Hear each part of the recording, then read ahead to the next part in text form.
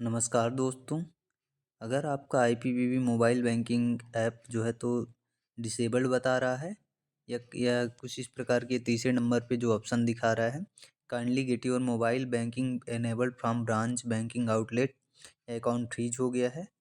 तो इसके लिए आपको आईपीपीबी ब्रांच जाके इनेबल करवाना होगा। वहाँ ईडीडी का एक फॉर्म होता है, तो उसके थ्रू करवा सकते हैं। और अगर आप ब्रांच नहीं जा पा रहे हैं तो आपका जो सब ऑफिस, पोस्ट ऑफिस का जो सब ऑफिस होता है या हेड ऑफिस, वहाँ का जो बैंकिंग काउंटर होता है, तो वहाँ पे आईपीपीबी एंड यूजर जो पोस्टल असिस्टेंट होते हैं उनके थ्रू सिस्टम से आपका ये जो मोबाइल बैंकिंग की फैसिलिटी जो डिसेबल्ड है तो ऑन कर सकते हैं। ठीक है, तो आप वहाँ पे जाके आप अपनी ये मोबाइल बैंकिंग फैसिलिटी इनेबल करवा सकते हैं।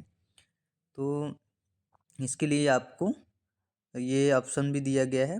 जब आप ब्रांच में जाएंगे पोस्ट ऑफिस के काउंटर पे, जहाँ पे डिपॉजिट विड्रॉल का जो काउंटर होता है, वहाँ पे जो बाबू होते हैं पोस्टल असिस्टेंट्स हो, तो उनकी भी आईपीपीबी की आईडी बनी होती है। तो वहाँ पे उनके पास एक ऑप्शन होता है, या तो फिर आईपीपीबी ब्रांच मैनेजर के पास। ठीक है, तो वहाँ आप जाएंगे तो एक एप्लीकेशन फॉर्म भरेंगे और डायरेक्ट वो ये कोड है C N F T M, इसके थ्रू वो आईपीपीबी में आपका जो मोबाइल बैंकिंग डिसेबल्ड है उसको चालू कर देंगे, तो आप अपना लेन देन जो ट्रांजेक्शन है आईपीपीबी ऐप से वो पूरा कर सकेंगे और अपना बैलेंस भी देख सकेंगे। ये अब हम बात करते हैं कि प्रॉब्लम आती कैसे है। तो अपन जब जब भी अकाउंट ओपन करवाते हैं तो यहाँ पे ये जो देख रहे हैं बैंकिंग ऑप्शंस, तो ये सभी को चेक करना होता है। अगर हम इसे अनचेक कर देंगे, जैसे door step banking, mobile banking, IBR, SMS banking, missed call banking, अगर हम इसे अनचेक कर देंगे तो हम ऐप के माध्यम से इसका जो है तो बेनिफिट नहीं ले सकते, या ऐप में आईपीपी ऐप से ट्रांजेक्शन नहीं कर सकते, कोई भी डिटेल नहीं देख पाएंगे।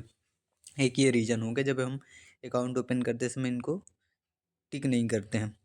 और दूसरा सबसे बड़ा रीज़न जो आजकल सब बहुत सारे लोगों को फेस करना पड़ रहा है कि जो अकाउंट है उनका तो सस्पिशियस ट्रांजैक्शन में आ जाता है। यानी कि किसी किसी कस्टमर के अकाउंट में फ्रॉड वाले पैसे आ गए, ठीक है, और उसने वो फ्रॉड वाले पैसे को जिसके अकाउंट में ट्रांसफ़र करेगा, मतलब जिन जिन के अकाउंट में वो पैसे भेजेगा, वो सभी अकाउंट सस्पिशियस ट्रांजैक्शन में आ जाएंगे। और साइबर क्राइम के जो ब्रांच होती है तो उस उन अकाउंट्स को फ्रीज करवा देगा। वो तब तक फ्रीज रहेगा जब तक कि फ्रॉड वाले पैसे का सेटलमेंट नहीं हो जाता। ठीक है, तो एक ये सबसे बड़ा रीज़न है। और इसमें उन लोगों को भी परेशानी का सामना करना पड़ रहा है जो सस्पिशियस ट्रांजैक्शन नहीं किए होते हैं, या किसी और की वजह से उनके अकाउंट में पैसे आ जाते हैं, तो वो भी सस्पिशियस ट्रांजैक्शन की गिनती में आ जाते हैं। ये सबसे बड़ा रीज़न है जिससे बहुत सारे लोगों को प्रॉब्लम्स उठाना पड़ रहा है। तो इसी के लिए, इसी के समाधान के लिए मैंने आपको बताया है। आप सबसे पहले उसका केवाईसी अपडेट करवा दीजिए जीडीएस आईपीपी ब्रांच में जाके, या जीडीएस जो होते हैं अपने गांव के पोस्टमैन, ब्रांच पोस्ट मास्टर, उनके पास एक ऑप्शन होता है।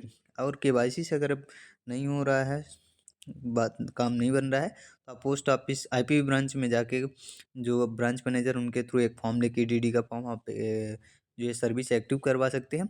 और एक और आसान तरीका जो मैंने आपको शुरू में ही बताया कि पोस्ट ऑफिस का जो एसबी काउंटर है, जहाँ पे जमा निकासी, ठीक है, विड्रॉल डिपॉजिट का अकाउंट ओपनिंग का काम होता है, जो पोस्टल असिस्टेंट बाबू लोग जहाँ बैठते हैं, तो उस काउंटर पे आप आईपीपीबी का मोबाइल बैंकिंग इनेबल करवा सकते हैं आप। ठीक है, तो एक सबसे सरल उपाय मैंने बताया। तो उम्मीद है आपको हमारी जो इन्फॉर्मेशन है पसंद आई होगी।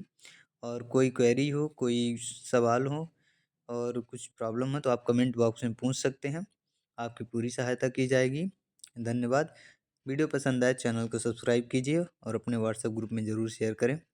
धन्यवाद।